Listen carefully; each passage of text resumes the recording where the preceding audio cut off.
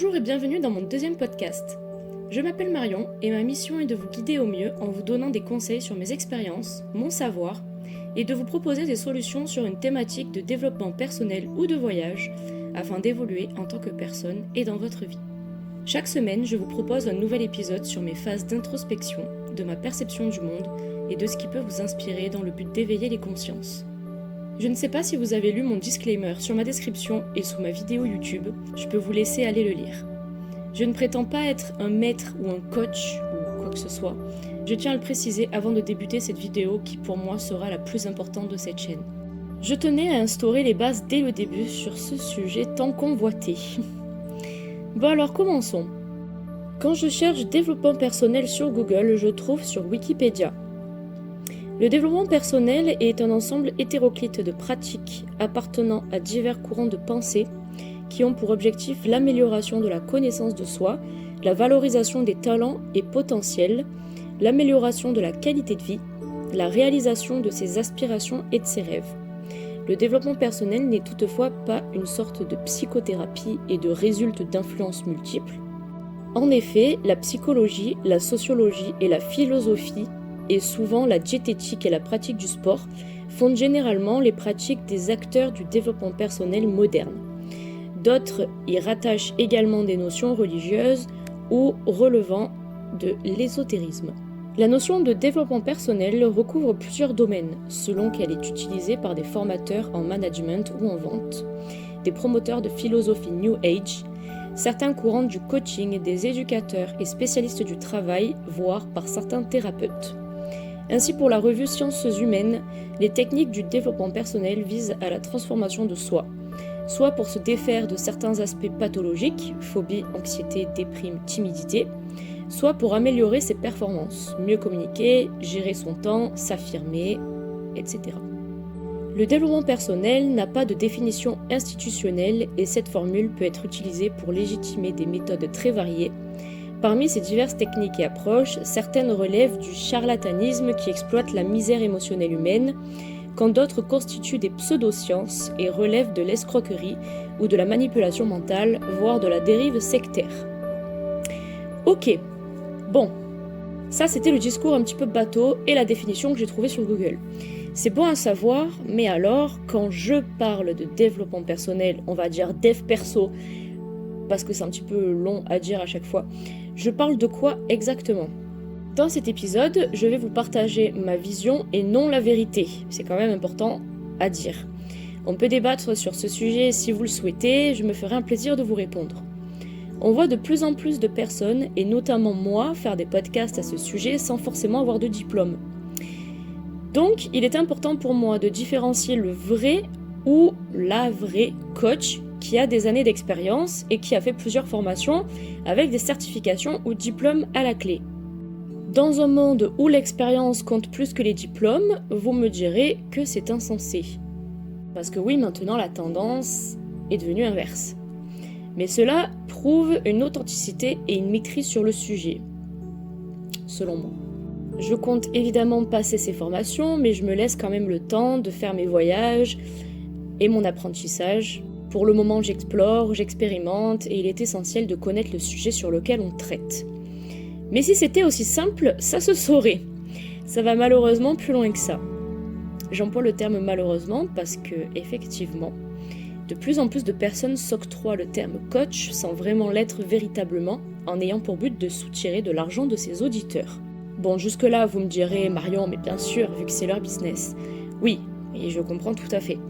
Le problème est la volonté qu'il y a au fond, car derrière ce type de développement personnel se cache en fait un véritable mal-être chez l'auditeur. Et ce coach profite de tout ça pour se faire de l'argent. C'est ce qu'on a un petit peu vu sur la définition tout à l'heure. Attention, encore une fois, je ne dis pas que je n'en ferai jamais mon business. Je ne suis pas là pour cracher derrière le dos des gens et en faisant la même chose, mais vraiment pour faire comprendre, faire prendre conscience que cela peut partir vraiment loin. Il y a des coachs, entre guillemets, qui demandent des sommes astronomiques pour des retraites spirituelles et des personnes dans le mal-être vont même jusqu'à hypothéquer leur maison pour pouvoir suivre ces formations. Et on parle, je pense, de dizaines ou de centaines de personnes par mois. Facile. Vous le voyez, le cercle vicieux ? Vous pouvez voir de nombreux témoignages et documentaires à ce sujet sur YouTube. Il est important pour moi d'écouter ce genre de vidéos afin de ne pas rester fermé sur ces domaines, mais avoir une vision plus limpide et plus large, ouverte et surtout plus objective. On dit souvent que c'est l'intention qui compte, et là c'est le cas. Au-delà de ce phénomène vient aussi l'oppression de ces soi-disant coachs et l'emprise qu'ils peuvent avoir sur vous en utilisant votre tristesse pour vous soutirer encore plus d'argent. Il s'agit de doser et de vous poser vos propres limites en amont. Et c'est là où est toute la difficulté, puisque en général, quand on est dans le mal-être, on a tendance à ne pas voir nos propres limites. Personnellement, je n'ai jamais payé une seule de ces formations, car ils vous promettent monts et merveilles. Si vous voulez avoir une vie plus épanouie, si vous voulez gagner 100K en un mois, si vous voulez réussir dans votre vie, et toutes ces pseudo-phrases qui ont quand même une tournure de phrase assez forte, je le rappelle, c'est très souvent sous-entendu. Ne faites pas ce que 99% des gens font, c'est-à-dire avoir une vie de merde, mais faites comme 1% des gens, créer une entreprise, avoir une super mindset pour réussir votre vie, sinon vous restez au fond du trou. Voilà, il faut juste s'en méfier. Ça peut paraître un peu fort ce que j'utilise comme terme, mais c'est clairement le cas. Sur Instagram et TikTok notamment, vous écoutez ce genre de vidéos à longueur de temps. Surtout avec l'algorithme des réseaux sociaux, une fois que vous en écoutez une, vous en avez à longueur de journée. Ça peut créer en vous un sentiment de frustration et de non-légitimité à avoir le droit d'être heureux comme vous êtes actuellement dans votre vie. Et ça a été le cas pour moi, et ça l'est encore, même si je n'ai jamais mis un centime dans ce genre de choses et que je suis sur mon chemin de vie. En fait, tout ça crée l'effet inverse. Inscrivez-vous à cet atelier, inscrivez-vous à cette retraite, sinon vous ne serez jamais libre. Bon, déjà on va remettre les choses dans le contexte. Une retraite spirituelle, c'est selon moi se retrouver seul et se poser dans un environnement inconnu où on se sent bien, démuni de tout aspect matériel ou artificiel, pour se retrouver nous-mêmes au plus profond de nous et réapprendre à se découvrir. Et d'ailleurs, j'inviterai chacun d'entre vous à le faire, moi la première qui attend ce moment avec impatience. C'est prévu, mais je ne sais pas encore quand. Je sais que je trouverai beaucoup de réponses à mes questions à ce moment-là de ma vie. Et deuxième chose, la liberté est une vision propre à chacun. Personne ne doit vous l'imposer. Si pour vous, ça veut dire avoir un enfant, une maison, un CDI, c'est évidemment ok. Si c'est être seul toute une vie, c'est ok. Si c'est avoir un business, voyager, aller à la salle, c'est ok. En fait, tout est ok tant que ça vous convient à vous. Et si ça ne vous convient pas, c'est à vous de changer votre vie. Que ce soit dans le domaine professionnel, amical ou sentimental. Vous êtes responsable de votre propre bonheur. Je répète, vous êtes responsable de votre propre bonheur. Et si vous avez trop d'ego pour vous le dire et vous l'avouer, alors attendez, renseignez-vous de votre côté, prenez le temps, allez dans le mur s'il le faut et vous aurez un jour le déclic. J'espère. Bref, arrêtons la folie et reconcentrons-nous sur l'essentiel. Ce que vous voulez vous. Je reviens à ces fameux coachs. Ne soyez pas dupes s'il vous plaît.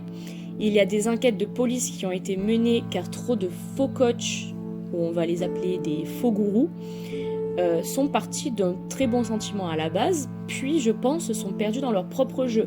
Je ne sais même pas s'ils en ont conscience de ce qu'ils font subir aux gens et leur propre business d'aider les gens qui se transforment en dérives sectaires. Et je pèse mes mots. Vous n'imaginez pas le nombre de personnes qui se sont faites avoir par ces types. Et évidemment, je parle des plus connus, car vous vous en doutez bien, que les gens ne vont pas payer des formations à des inconnus ou des gens qui n'ont pas prouvé leur efficacité à travers de nombreuses vidéos, ou alors si c'est le cas, remettez-vous en question parce que si c'est le cas, c'est que vous souffrez énormément, évidemment sans jugement aucun et en toute bienveillance. Vous pouvez bien entendu écouter tout ce que vous voulez, mais allez voir des vrais coachs ou des vrais thérapeutes s'il vous plaît. Mais alors, comment faire la distinction entre un vrai et, entre guillemets, un faux ? Eh bien, tout simplement, vous avez le choix. C'est ce qui fait la différence d'un bon ou d'un mauvais coach. Si vous ne venez pas chez moi, ce n'est pas un souci, vous restez une personne à part entière qui a le droit de s'exprimer, de ressentir et de dire non. Il acceptera, quoi qu'il en soit, votre décision, sans vous faire culpabiliser en retour. Après, il y en a d'autres. Des bons avis sur Google, d'un cabinet ou coach en freelance, un appel ou un premier rendez-vous pour tâter le terrain, une personne qui ne fait pas de publicité abondante et quelqu'un de fiable. Normalement, un véritable coach qui n'a pas besoin de prouver aux autres qu'il est meilleur que les autres, les gens le savent tout simplement. Est-ce que Lamborghini fait de la publicité à la télé ? Non, car leurs clients ne regardent pas la télévision et ils n'ont pas besoin de ça. C'est un peu le même principe. Quand vous avez de la valeur, vous en avez conscience, et du coup, ça ne sert à rien de faire 1 milliard de publicités partout. Ah, et aussi quelque chose d'important à prendre en compte, l'élocution. Vous voyez sûrement de plus en plus de vidéos tuto comment avoir une meilleure élocution, ou plutôt comment réussir à arnaquer plus de monde avec mon timbre de voix. Alors attention, je mets pas tout le monde dans le même panier, mais lorsque j'entends ce genre de vidéos, vous voulez devenir beau, sportif, tout puissant en seulement 21 jours, la durée pour créer une habitude, payez seulement 250 € pour une expérience efficace qui vous rendra heureux comme 1% de la population mondiale. C'est facile, tu as juste à cliquer en barre d'infos dans la description et c'est gagné. Je ne sais pas vous, mais moi, quand j'entends ce genre de gens dans les publicités avec ce timbre de voix, et d'ailleurs on en entend de plus en plus, je pars directement, ça me hérisse les poils. Sincèrement, qui aime ça? J'ai l'impression de me faire débiter de l'argent en direct quand j'entends ça. Je tombe vraiment sur des tutos pour apprendre à prendre cette voix-là, mais stop, ça manque tellement d'authenticité, c'est terrible. Bref, pour en revenir aux coachs sur YouTube, je ne vais pas vous donner de nom pour ne pas influencer ou cracher dans leur dos, car mon but est uniquement de faire de la prévention au travers de cet épisode. Je vais vous donner plutôt des noms qui m'inspirent, comme Tony Robbins, qui est un homme qui me fascine. C'est l'un des pionniers de cet univers du développement personnel. Il est pour moi authentique, vrai et ne mâche jamais ses mots. Je vous invite à aller voir sur Netflix I'm Not Your Guru. Par contre, tout comme vous sûrement, j'ai cette méfiance de me dire et s'il profitait de son business et ne serait pas au final l'un d'eux. Et s'il utilisait son charisme imposant pour adoucir les gens. Encore une fois, vous ressentez si vous avez le choix ou non. Il faut savoir faire la distinction entre une formation qui vous veut du bien et la faire avec quelqu'un dont vous avez confiance et croyez en ses capacités qui n'utilise pas de phrases d'incitation et quelqu'un qui vous propose une formation car si vous ne payez pas, vous allez le regretter et continuer dans votre vie de merde. Le contraste est très fin et dur à distinguer des fois, donc faites attention. On vit dans une société où maintenant beaucoup trop de coachs en jouent et se croient réellement bons alors qu'ils ont une influence néfaste. Ce que je trouve attrayant, c'est de partir en voyage pour effectuer des formations ailleurs. Découvrir de nouvelles cultures, rencontrer de nouvelles personnes plus élevées, en quelque sorte beaucoup plus sages et super gratifiants pour notre évolution. Elles vous font voir le monde d'une autre manière, je pense au Dalai Lama, Gandhi, Sadhguru, des moines Shaolin, etc. D'ailleurs très complexe, mais qui vous apprend littéralement la vraie vie pour moi, c'est être capable de mener à bout une formation avec un moine Shaolin. Ça doit être une expérience indescriptible. Et si ça vous intéresse, vous pouvez suivre l'Instagrammeur sashka.w, S-A-S-H-K-A.W. C'est clairement avoir le contrôle sur ses émotions et un self-control, la maîtrise de soi, atteindre un haut niveau spirituel et physique. Tout dépend de votre objectif de dev perso. Et si vous voulez créer une bonne entreprise, avoir un meilleur état d'esprit, avoir une meilleure condition physique, avoir des connaissances en spiritualité, donner la motivation de parcourir le monde, mieux comprendre ses blessures émotionnelles. En bref, vous avez 5 aspects du dev perso. L'aspect physique, social, mental, émotionnel et spirituel. Pour moi, toutes ces catégories vont de pair. Une fois que vous voulez changer une partie de votre état d'esprit, tout est lié. L'alimentation, le sport, le voyage, le business. C'est pour cette raison qu'il faut faire attention à ne pas tomber dans le trop et surtout prendre son temps. Donner du temps au temps et être discipliné pour être plus productif et avoir une approche plus bienveillante envers vous-même. Ne pas être trop dans le sport ou trop dans le spirituel ou trop... Bref, moi, je l'ai vu dans mon évolution et c'est vrai que j'ai souvent été dans le trop dans un des domaines. D'ailleurs, je crois que dans tous les domaines, dans une phase de ma vie, j'ai toujours été dans le trop. Et on le ressent parce que quand on est trop dans le sport, on regarde beaucoup plus son apparence. Quand on est trop dans le spirituel, moi j'avais tendance vraiment à me perdre. Quand on est trop dans l'alimentation, on a tendance à compter ses calories, à être dans le trop, dans le calcul tout le temps, dans le contrôle. Pour ma part, en ce moment, et comme depuis 4 ans maintenant, je suis dans une phase de développement constant sur ma vision de vie. Mon physique, ça va et ça vient. Il y a des périodes avec et sans, mais je veux d'abord guérir mes blessures internes avant de me plonger dans l'apparence. J'ai eu beaucoup de mal avec la frustration et le fait d'avoir de la reconnaissance vis-à-vis des autres, et je l'admets encore aujourd'hui. Mais je sais qu'en mettant tout ça en place, j'arriverai à être celle que je veux devenir. Vous pouvez devenir n'importe quelle version de vous-même, il suffit juste de s'en donner les moyens. Et surtout de trouver les bonnes méthodes pour vous. Pour moi, par exemple, ça a été de lire des livres sur le dev perso, la spiritualité, mais pas juste des livres qui vont aller dans mon sens, c'est un peu des livres qui tournent en rond. Je parle des vrais livres, comme les 4 accords Toltec, les lois de l'univers, Zéro mental, que j'ai adoré lire. Devenir la meilleure version de soi-même, La réponse de David Icke, La sérénité de l'instant, qu'on m'a offert de Thich Nhat Hanh, désolée si je le prononce mal, et Les 5 blessures de l'âme de Lise Bourbeau, qui est une super écrivaine. Et d'ailleurs, je crois que j'en ai un autre qui s'appelle Écoute ton corps. Vous savez, c'est quand le corps a tellement de choses à l'intérieur à faire passer, à extérioriser, vous en vient des mots MAUX. Je sais pas, je dis une bêtise, vous venez de perdre un proche, et ben là vous avez une douleur à la nuque. Enfin bref, tout est lié. En fait c'est ça. Et du coup je dois lire Sexe, pouvoir et argent, L'art subtil de s'en foutre, Père riche, père pauvre, La vie commence quand tu comprends que tu n'en as qu'une. Bon, même si au fond je ne crois pas trop en ce titre, mais le sens est incroyable. Tous ces livres sont chez ma mère en France, donc quand je rentrerai en France, je ne sais pas quand, je les lirai.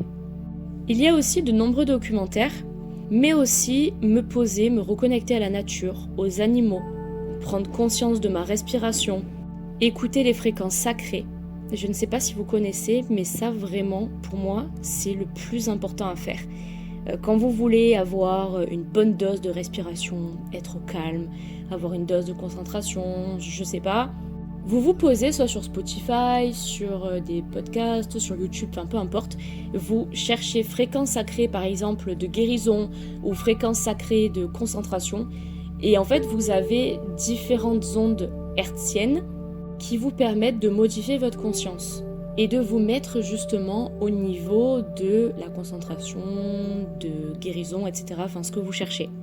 Aussi, ne plus regarder les médias. Surtout, ne pas laisser manipuler mon cerveau par des publicités, des musiques, de l'audio, des vidéos, des informations que je n'ai pas choisies. Mine de rien, le subconscient écoute tout et nous influence indirectement. Je crois que ça doit faire au moins 4 ans que je n'ai plus regardé les informations. Pour les informations, quand je veux chercher quelque chose sur le monde ou que je veux savoir un petit peu ce qui se passe, j'ai soit ma famille qui me dit tout directement, soit mon téléphone, je regarde et puis voilà. Et je préfère évidemment avoir des sources fiables et non pas regarder Facebook, YouTube ou autre. Et surtout les médias qui ont tendance à être soit d'un côté soit de l'autre et non pas avoir les deux sons de cloche. Je parle notamment des guerres qui se passent actuellement, on va pas en débattre. Il ne faut pas non plus oublier la médecine douce, l'aromathérapie avec les plantes, la naturopathie, l'homéopathie, même si beaucoup n'y croient pas. Personnellement, je combats mon herpès avec ça depuis mes 2 ans. C'est de l'herpès labial qui est quand même assez puissant, donc je pense que si je me guéris avec ça au bout de 2 jours, depuis mes 2 ans, c'est que ça doit marcher. Il y en a qui diront que c'est un effet placebo, etc. Mais à 2 ans ou 3 ans, je pense pas que tu prennes conscience du placebo ou non. La lithothérapie avec les pierres, l'acupuncture que je dois vraiment essayer, les massages énergétiques, la sophrologie que je conseille vivement. J'ai pu prendre des cours de sophrologie au lycée. Il y avait une sophrologue qui venait tous les lundis, enfin c'était génial. On avait des débats aussi tous les lundis avec un prêtre qui venait. C'était incroyable, exceptionnel. J'ai vécu des expériences de ouf. Pourtant, je suis pas croyante. Enfin, je crois pas en Dieu, je crois en énormément de choses. Mais j'attends vraiment quelque chose qui me fait dire qu'il y a vraiment un Dieu. Après ça reste du personnel. Un jour, j'ai vécu une expérience de dingue. Je pensais pas en parler, mais je pense que ça vient un petit peu avec le sujet. On était tous, donc on appelle ça un foyer, l'endroit où tous les lycéens se retrouvent pour le soir et tout, parce que j'étais en internat. Et c'était un internat catholique, je crois, avec une chapelle à l'intérieur. On était ce soir-là peut-être une 50aine dans le foyer, on était assis devant lui. Et ce prêtre, il nous parle des blessures émotionnelles, du mindset qu'on peut avoir, etc. Et au bout d'un moment, il nous dit « Vous écrivez 3 choses qui vous ont marqué à vie que vous voulez oublier, qui vous ont tellement marqué que vous voulez passer à autre chose. » Donc, ces 3 petits bouts de papier, il nous les faisait brûler devant lui. Donc, chacun, on les lisait à voix haute et on les brûlait devant lui. Et ensuite, il nous faisait faire des exercices de respiration. L'énergie qu'il y avait à ce moment-là était exceptionnelle. Il y avait des gens que je connaissais, enfin des potes qui étaient pas du tout croyants ou quoi, ou qui étaient pas trop dans les énergies et tout, qui ont eu tellement cette vibe-là que tout le monde s'est mis à pleurer. Et je regardais tout le monde pleurer et je me disais, mais qu'est-ce qui se passe là? Pourquoi? Il nous a ensuite demandé d'écrire un texte à une personne en particulier, une personne qui nous a marqué, ou qui nous a fait du mal, ou enfin bref, avec laquelle on veut se réconcilier ou quoi. Et en fait, j'ai pensé à mon tonton de cœur qui est décédé à ce moment-là et j'ai écrit une lettre. Et là, il y avait un blanc. Je me suis mis à pleurer, mais pleurer en sanglots, comme une madeleine devant tout le monde, alors que je déteste faire ça. Et j'ai dû partir de la salle. Et ce jour-là, il est resté gravé et je m'en souviendrai, mais vraiment toute ma vie. C'est incroyable. Et la sophrologie aussi, avec la sophrologue, à chaque cours, je m'endormais sur la chaise. Oh là là, l'horreur. Mais pour vous dire que vraiment, même si vous n'êtes pas réceptif, ça aide énormément. J'ai essayé l'hypnose. Donc, il y a différents types d'hypnose. Là, il y a l'hypnose de thérapie, donc ce qu'on appelle l'hypnothérapie. Ce que j'ai fait, moi, pour ma phobie du vomi, donc l'hémétophobie, j'ai fait 5 séances, je crois. Bon, ça a calmé une partie, mais ça n'a pas tout calmé, parce qu'elle est vraiment très très puissante. Il y a l'hypnose de travail et l'hypnose de spectacle. Et pour ma part, j'ai déjà tenté plusieurs fois l'hypnose de spectacle.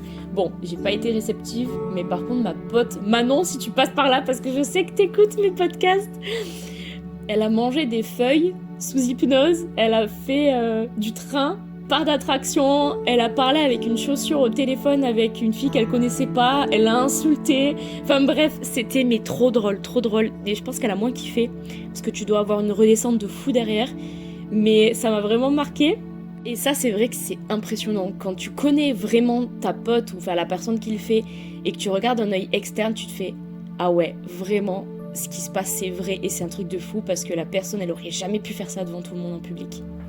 Il y a aussi la chiropractie, ou la chiropractie, qui pour moi a été le plus révélateur. C'est impressionnant dès la première séance. Je l'appelle l'ostéopathe des émotions. En fait, c'est une personne qui va appuyer sur vos points sensibles du corps et vous faire sortir vos plus profondes émotions afin de combattre les mots MAUX par des mots MOTS. C'est une magnifique expérience, vraiment à faire. Pour ma part, j'ai payé 60 € la première séance et ensuite il y a une séance tous les 2 ou 3 mois, je crois, à 50 €. Au lieu de vous payer un restaurant à 50 €, vraiment, payez une séance comme ça à 50 €, ça vaut vraiment le coup. Ensuite, il y a le yoga, la méditation, le qigong. Même si j'avoue que je ne tiens jamais en place et que mon cerveau pense à 10 000 choses à la fois, c'est un très très bon exercice. Il y a aussi le shiatsu. Morgane, si tu passes par là, j'ai une pote qui fait du shiatsu sur les animaux et qui voulait le faire sur moi pour expérimenter un petit peu sa pratique. Pour vous expliquer vite fait, le shiatsu, en fait, vous avez des méridiens qui passent par les 5 éléments, l'eau, le bois, le feu, la terre, le métal et l'eau. Chaque méridien est associé à un élément et à un principe yin ou yang pour avoir un équilibre en fait sur le corps humain et sur l'émotionnel. Je crois qu'elle m'avait travaillé le point d'eau sur la vessie, donc il y a un rapport avec la vessie. Elle m'avait manipulé les pieds, les jambes, enfin hyper intéressant. Faut vraiment que je m'intéresse encore plus.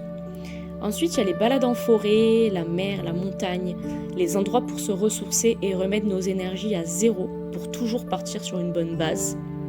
Quand vous prenez une douche, prenez conscience que vous faites un nettoyage. Et vous verrez que quand vous sortirez de la douche, vous allez être hyper apaisé. Ensuite, il y a l'écriture, qui est une très bonne activité pour décompresser, le chant, la musique, enfin bref. Chacun sa méthode et son sport. Ce sont des choses que beaucoup savent, mais que très peu font. Il n'y a pas de moment précis pour passer à l'action, il faut le faire maintenant. J'aime l'idée que l'on peut avoir 30 vies dans une seule. J'en suis déjà à ma 3e. En fait, j'appelle ça une vie, une nouvelle vie quand on plaque tout. Appartement, travail, copains, voiture. Et reprendre une vie qui me paraît meilleure et bonne pour moi. Pour mon épanouissement personnel, en fait, c'est le maître mot. Il y a quelques jours, j'ai reçu sur Instagram le message d'une femme de 47 ans qui m'a félicité pour mon travail sur les réseaux et ma prise d'initiative concernant mon voyage en Australie. Ça me touche beaucoup et ça me rend vraiment heureuse de lire vos messages car beaucoup le pensent mais peu de gens l'écrivent. Ça me soutient dans mon idée d'aider les autres. Et cette dame aussi a choisi de changer de vie et de tout plaquer, y compris son CDI pour partir vivre l'aventure d'une vie. Et je l'ai vraiment félicitée à mon tour. Je crois qu'elle est partie avec son copain. Une personne, il faut vous dire ça, quel que soit son âge, est en capacité de choisir de changer du tout au tout. C'est difficile jusqu'à ce que vous le fassiez.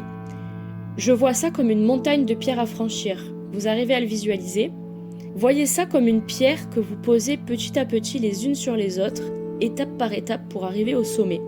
Je te vois sourire à travers l'écran et c'est le plus important pour moi, ça rebooste. Trop souvent, on cherche à améliorer sa vie en gardant ses habitudes alors que le principe même serait de piocher l'origine du problème et d'enlever petit à petit ses mauvaises habitudes de son quotidien. Éliminer le mauvais et le remplacer par le bon. Comme par exemple, je me lève et je fume une clope par je me lève et je bois du thé. Bon, oui, ok, certes, ça peut être frustrant, mais on a dit que c'était purement que du mental. Quand on veut, on peut.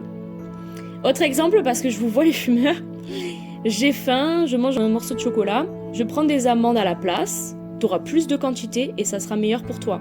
Exemple, la flemme d'aller à la salle, je vais regarder Netflix, tu t'habilles, tu sors, et le simple fait de sortir va déjà te donner envie d'aller à la salle, vu que t'es déjà prêt.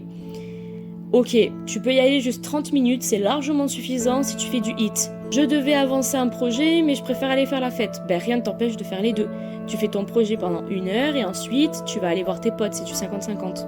En fait, c'est toujours une balance à avoir. Dans mes exemples, le plus souvent, il s'agit au final de travailler sur la procrastination. Trouvez toujours la source du problème et bossez dessus. Faites-vous un plan étape par étape, mais allez-y tranquillement, sinon vous verrez une montagne devant vous et pas simplement une petite pierre. Il n'y aura rien de facile, mais on doit s'en donner les moyens et se sortir les doigts du cul. Pour ma petite histoire, je devais partir seule en Australie. J'avais pris mon billet d'avion pour décembre 2023, puis je me suis mis en couple juste avant, alors que c'était pas du tout prévu. J'ai eu un accident de voiture qui a retardé mon départ et au final on est partis ensemble, avec mon copain. Des fois, il y a des signes où tout simplement, c'était le meilleur chemin à prendre et puis on ne sait jamais ce qui peut se passer ou ce que l'avenir nous réserve. Il fallait sûrement que je passe par cette étape pour atteindre ce que je veux être dans quelques années. En 1 mois, vous n'imaginez pas tout ce qui peut se passer, il y a tellement de choses. Alors imaginez dans 5 ans ou 10 ans. J'aime me dire que je ne sais pas où je serai, comment, avec qui, pourquoi. Moi qui ai toujours été prévoyante et contrôlante sur tous les domaines, j'arrive enfin à bosser dessus et je suis fière de la personne que je deviens, même si ça prend beaucoup de temps. Et surtout, note à moi-même, ne pas me sentir en décalage par rapport à ceux ou celles qui réussissent plus et ne pas me mettre la pression. On vit dans un monde où tout est rapide, Internet, les relations, l'IA, société mouchoir où l'on jette et on reprend autre chose derrière. Le changement, c'est bien, mais prendre le temps de bien le faire, c'est mieux. Ne pas rêver sa vie, mais vivre son rêve, sans être dans une utopie et dans l'espoir que ça change en attendant. Je suis spirituelle, mais pas dupe non plus. J'arrive à garder les pieds sur terre et jauger pour voir ce qui est réalisable ou non, car se fixer des objectifs, c'est bien, mais être capable de les faire en voyant comment les réaliser, c'est mieux. Au final, c'est ça peut-être la vraie vie. Apprendre de ses erreurs et mieux rebondir en empruntant des chemins différents pour nous emmener à un même objectif. Beaucoup de personnes montrent une carapace sur les réseaux sociaux et les vidéos. N'oubliez pas que beaucoup d'entre eux ont les mêmes problèmes que vous et ne sont pas mieux que vous. Ce n'est pas parce que Alice, qui a 2 millions d'abonnés et qui a de l'argent plein les poches, est heureuse. Alors certes, je comprends ceux et celles qui l'envient, moi la première, mais j'ai appris que c'est lorsque tu es épanoui au fond de toi que tu es heureux. Quelle que soit ta vision des choses, l'argent que tu gagnes, la voiture que tu as, les potes, la famille, le copain, la copine que tu as, bref, tout n'est qu'illusion tant que tu ne le ressens pas au plus profond de toi. N'oubliez pas que peut-être derrière toutes ces vidéos se cache parfois un énorme manque de confiance, un besoin d'estime, un profond mal-être. Il y a réellement des personnes qui donnent des conseils qui n'appliquent pas derrière. C'est pour cette raison que j'ai attendu autant de temps avant de lancer cette chaîne de podcast. Il n'y a pas un seul jour sans que je ne me remette en question et c'est par là que passe le changement selon moi. Pour finir, je vais vous donner une grande liste de youtubeurs, podcasteurs que j'écoute énormément et qui m'ont aidé à évoluer. Ça ne veut pas dire que je suis d'accord avec leur plan marketing, leur business. Je veux dire par là que j'aime et que j'admire leurs idées et leur vision des choses. Chloé Bloom, par exemple, m'inspire beaucoup. Il y a certaines choses avec lesquelles je ne suis pas d'accord, mais dans l'ensemble, elle m'a aidé à avoir une vision plus claire pour mon évolution personnelle. J'aime son ton de voix et je ressens de la maturité. Méta de choc, qui casse un peu la spiritualité, le spiritisme et les idées reçues des gens avec des invités très intéressants. Comme je l'ai dit plus haut, il est important d'écouter aussi le contraire de ce qu'on pense pour avoir un avis mieux fondé. J'adore débattre avec des personnes qui n'ont pas du tout la même vision du monde que moi, car ça finit toujours sur une conclusion intéressante. Après, il faut trouver la bonne personne qui est capable d'écouter, d'attendre et de répondre, ce qui se fait de plus en plus rare. Tistria, donc T-I-S-T-R-Y-A, à l'inverse que j'adore, qui est très axé sur le spirituel et tous les événements de la vie après la mort, tout comme Neige et Conscience, qui est moins connu, Silent Jill, Mystic Moons, Enjoy Phoenix, qui sont plus dans le paranormal et qui font des expériences dans des urbex comme Jordan Perigo par exemple, Feldup ou Feldup, avec ses podcasts à la fois horreur et paranormal, Idriss Aberkan, qui est un expert en neurosciences très passionnant, Sirius North, qui est plus connu, qui a toujours de très bonnes discussions enrichissantes avec ses invités, notamment avec son podcast Entre Mecs, Léo, L-E-O-W, dans le même concept qui commence à bien prendre de l'ampleur, Stan Carré, C-A-2-R-E-Y, Major Mouvement, Corps et Esprit, Tristan, surtout sa vidéo sur le breathwork, l'état de transe, incroyable vidéo qui m'a fait pleurer, oh là là. Légende, que j'écoute énormément en ce moment, c'est super enrichissant d'écouter le vécu de tous ces gens, parce que surtout qu'ils choisissent des gens qui ne sont pas connus, et je trouve ça encore plus intéressant. Nadia Richard, pour ceux et celles qui aiment ne pas se prendre la tête à réfléchir, elle va vraiment droit au but en ayant de l'humour. Lena Situation, bon pas la peine de vous la décrire je pense, elle est vraiment dans le dev perso. En émission, j'adore écouter Ça commence aujourd'hui avec Faustine Bollert, je crois que ça se dit comme ça, qui a d'ailleurs créé un podcast Safe Zone, qui est très intéressant aussi. Et il y a In Power aussi que j'affectionne. Il y a aussi la carologie. Je trouve qu'écouter une autre vision et différentes histoires vécues donne un sens que nous n'aurions pas pu avoir sans écouter tout ça. Du coup, non, ce n'est pas juste écouter la vie des gens, comme beaucoup me l'ont fait remarquer. Il y a aussi Sagesse stoïcienne, très intéressante comme chaîne YouTube. Si vous ne connaissez pas le concept du stoïcisme, je vous conseille fortement d'aller jeter un coup d'œil, on en reparlera dans un autre podcast. Dans le business, j'écoute beaucoup Loïc Bourget, Théophile Hélier, Yann Darwin, Marc Mastery, c'est pas Marc, c'est la marque Mastery, Pierre Ollier. Récemment, pour m'aider à faire mes podcasts, j'ai trouvé Life of Safia, qui rédige très bien ses scripts et donne des idées très concrètes pour monter ses business, et plein d'autres que j'oublie sûrement.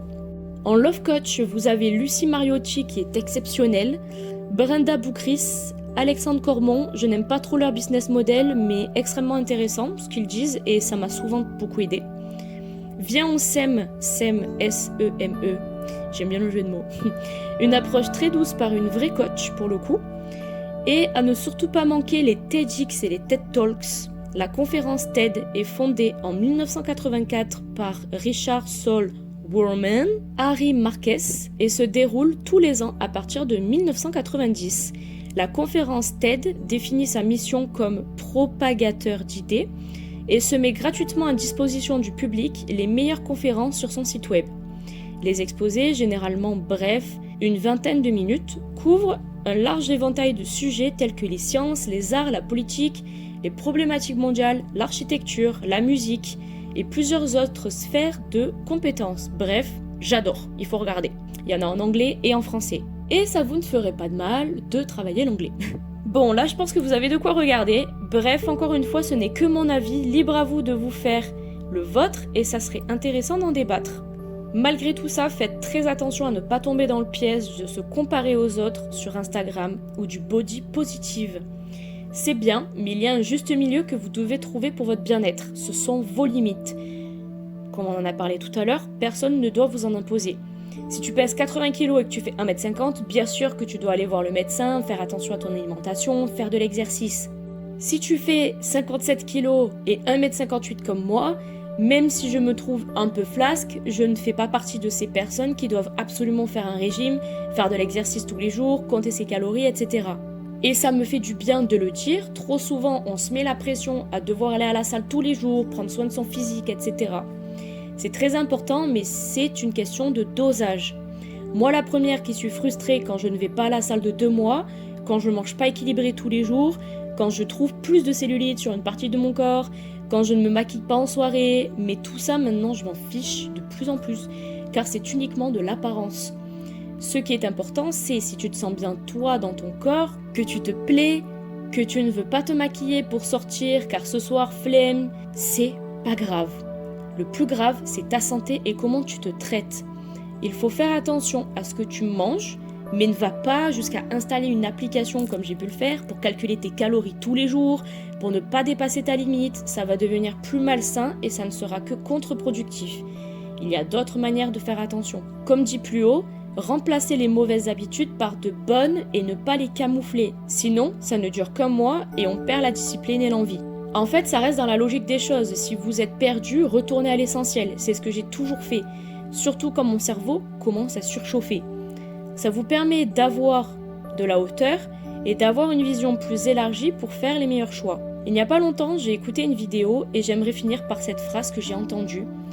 Je veux rester l'enfant sauvage que je suis, donc vous resterez les profs que je n'ai jamais écoutés. Entre autres, restez vous-même, faites attention à vous et n'écoutez pas ce que tout le monde vous dit. Vous entendez, vous méditez et vous faites. Pour moi, le dev perso, ça doit rester une motivation d'abandonner toutes les idées négatives et de les reformuler en pensées positives. Une ontologie optimiste et simplificatrice qui est associée au volontarisme et donc de ne pas en faire une science, mais bien un exposé de savoir pour aider les autres dans le but d'échanger. Un peu comme un exposé de sa vie à cœur ouvert. Bon, j'espère que ça n'a pas été trop long car même moi je commence un peu à fatiguer et que je ne vous ai pas trop perdu. N'hésitez pas à écrire en dessous et ce que vous aimeriez entendre comme podcast et partager pour me soutenir. C'était très enrichissant et pour moi c'était une vidéo pleine d'initiatives et très importante pour moi à faire. Prenez soin de vous, à mardi prochain dans un nouveau podcast. Bonne journée à vous et douce nuit.